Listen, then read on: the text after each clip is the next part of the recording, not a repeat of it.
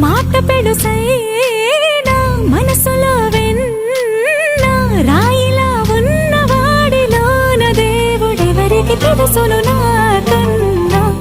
సూసేకి అగ్గిరవ్వ మాదిరే ఉంటాడే నా